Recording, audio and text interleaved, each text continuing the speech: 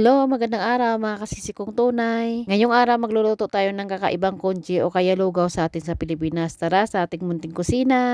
Pagkatapos ko nga palang isalang yung ating bigas, dito naman ako, naghiwa naman ako dito ng karne sa ating pork spare ribs. Kukunin ko lang yung karne, huwag ko nang isama yung buto dahil nga kakain din yung alaga kong maliit. Hihiwain ko nga lang pala ito ng maliliit, yung parang minced pork, at ilalagay natin ito sa mailinis na bowl para nga malagyan natin ng mga ingredients na mga sikreto natin mga kapwa nating OFW. Naglagay nga lang pala ako dito ng cornstarch. Ang cornstarch nga pala mga kasisiko, nagpapalambot ng ating karne at naglagay na rin ako dyan ng asin. At para masarap yung ating congee o kaya lugaw, maglagay ako dito ng isang kutsarita ng soy sauce. Hinalo-halo ko nga lang pala dyan para mag-mix yung mga lahat ng ingredients. Syempre naghugas naman ako ng kamay dyan. I-keep aside lang natin muna ito mga kasisiko para mamarinate yung mga ingredients. Hinalo ko nga mala mga kasisiko yung ating kanin dahil nga kung hindi ko ito hahaluin ay masusunog yung ilalim. At habang umuupo ako dito ay naalala ko tuloy, marami na nga pala akong puting buhok dyan. Charing.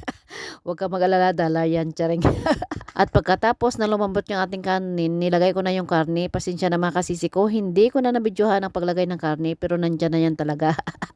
At dahil nga masama ang pakiramdam ng mga amo ko, hindi ako ba pwede maglagay ng dahon na vegetables. Kaya dito, naghiwa naman ako dito ng isang carrots. Dahil nga kami ay nagka-diarrhea, bawal kami kumain ng vegetable na dahon. Dahil ang vegetable na dahon ay fiber pala yun.